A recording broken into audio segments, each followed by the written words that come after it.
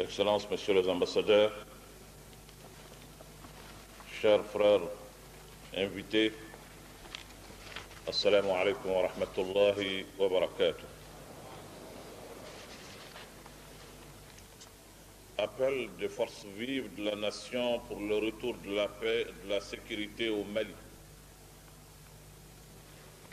Depuis le 17 janvier 2012, le peuple du Mali subit la très douloureuse épreuve d'un conflit armé fratricide dans le septentrion de sa chère patrie, une et indivisible. L'insécurité généralisée et le déplacement forcé des milliers d'innocents engendrent une situation humanitaire désastreuse qui affecte tous les Maliens, tant de l'intérieur que de l'extérieur du pays. Du fait de cette crise, l'intégrité territoriale, l'unité nationale et la cohésion sociale sont aujourd'hui gravement menacées.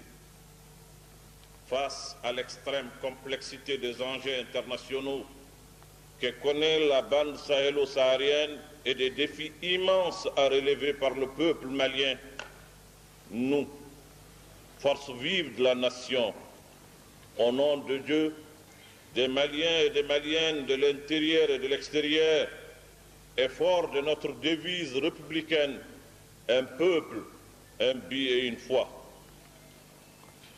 exprimons nos condoléances et notre compassion à toutes les victimes de cette regrettable crise. Appelons le peuple malien à un sursaut national, à la confiance en soi, pour faire face comme un seul homme à la douloureuse épreuve qu'il traverse, en ne cédant ni aux rumeurs, encore moins à la stigmatisation.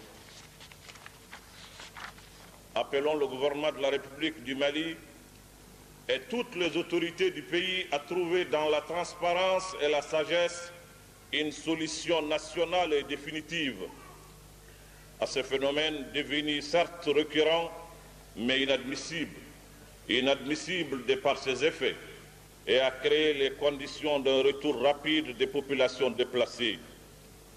Appelons le pays ami, les pays voisins et amis, les organisations sous-régionales, régionales et internationales, ainsi que les partenaires techniques et financiers du Mali, à œuvrer aux côtés de l'État et de la société civile pour une issue pacifique et durable à la crise.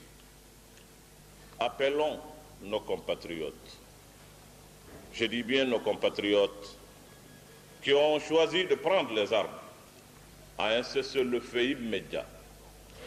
Un cessez-le-feu immédiat et sans préalable, afin de préserver des vies maliennes et d'engager sans délai le dialogue avec le pouvoir public.